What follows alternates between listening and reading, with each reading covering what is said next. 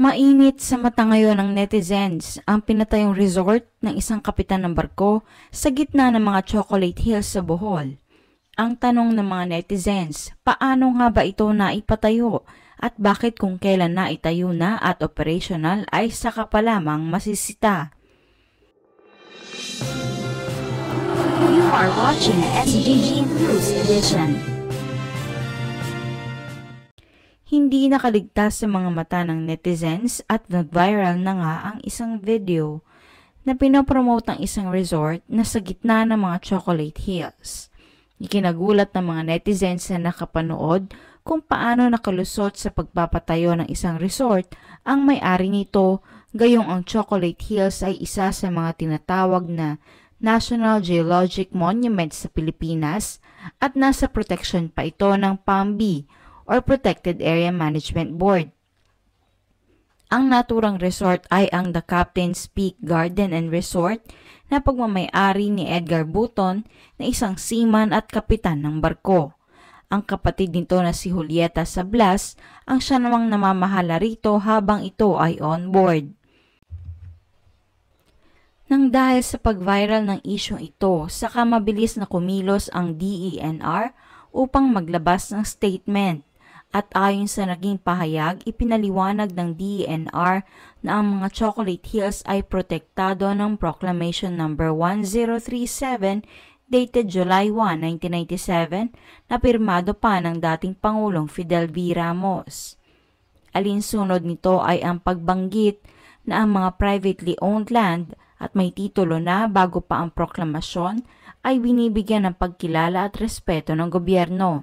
Gayunpaman, ang kahit anong development na gagawin ng mga privately owned land na kalapit ng naturang protected areas ay nararapat pa ring sumunod sa mga restrictions at regulations at makakuha muna ng ECC o Environmental Compliance Certificate.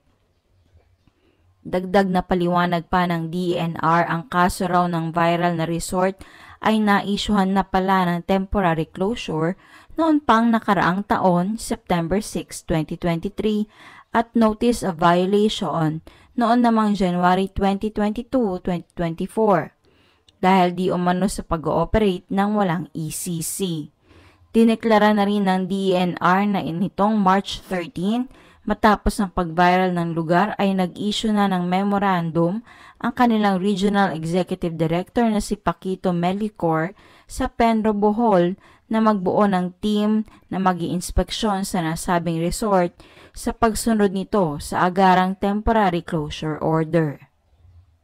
Ang may-ari ng resort na si Edgar Buton ay hindi makaharap sa mga media ngayon at tanging ang kapatid nito na si Julieta Sablas ang nakikipag-usap at naglabas ng mga statements.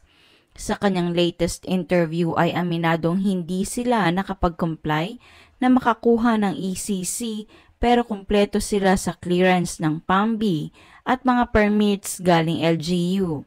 Nakiusap ito na sana ay hindi sila tuluyang mapasara sapagkat sumunod naman daw sila sa pagkuha ng mga permit at nagkataon lamang na nahirapan daw sila makakuha ng ECC dahil nag-pandemic at ongoing pa naman daw ang construction ng nasabing resort.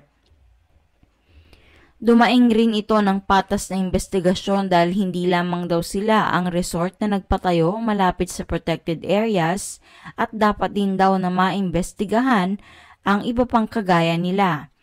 Humihingi naman sila ng pangunawa dahil maraming empleyado raw ang mawawalan ng trabaho sakaling tuluyan silang mapasara.